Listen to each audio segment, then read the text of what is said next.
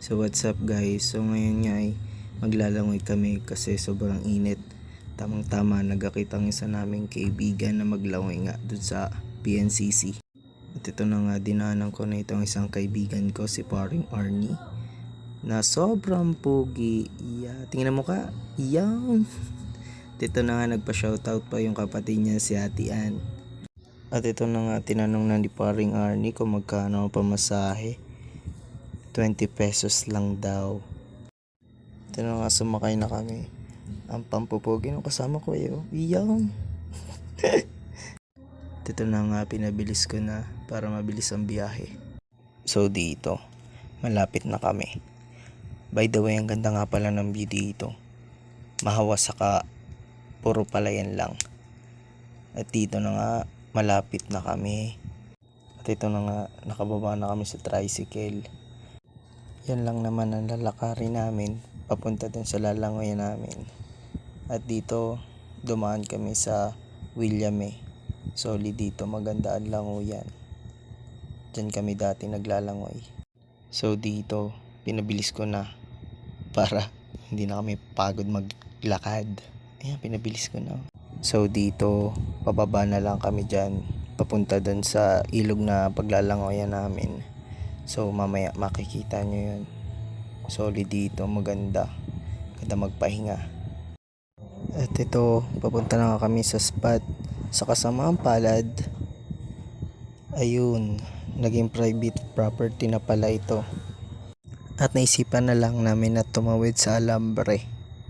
At nung ako na ang tumawid, ito ang nangyari.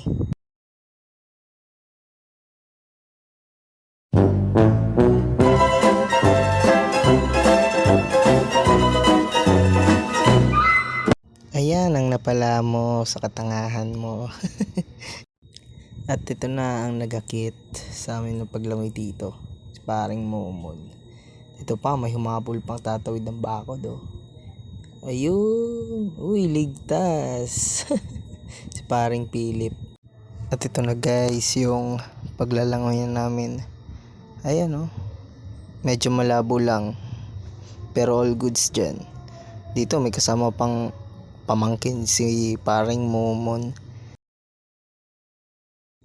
At dito tamang chill lang kami sa kilid, nagbababad habang nagkikwentuhan kami ng mga parehin kong are. Mga kwentuhang mga panlalait sa iba. Kimi lang po. Pero tunay po, masarap po kasama sa mga ganito yung mga tunay na tao. Hindi man tao sila, pero tao talaga. At dito may tatalo na butanding. Ayan na! Muntik na mawala ang tubig. Charot. At dito, napagdesisyonan namin umuwi. Kasi paggabi na din. At dito nga, palabas na ulit kami ng bakod. Hindi kami magkaintindihan kung saan kami dadaan. Buti na lang, may isang tao doon na nagsabi sa amin kung saan ang daan. Dyan oh. Dyan ang daan pala. Dyan walang alambre. Para hindi na ulit ma-alambre ako. Ayan ang pupugi naman itong mga to. Alipay isa. Dito kami ulit. Naglalakad naman kami pabalik at pauwi. Lakad lang mga tol. Ito nga, nasa bahay na kami. Hindi ko na nabidyohan yung kanina kasi nawala sa isip ko. Dito bumaba na si paring Ari. Thank you pare. Ako naman feeling cute oh. Tamak. At ito na nga, ako yung naglalakad na papasok sa amin. Dito na ako sa amin, papasok dyan. Siguro ay hanggang dito na lang guys. Thank you for watching. Bye!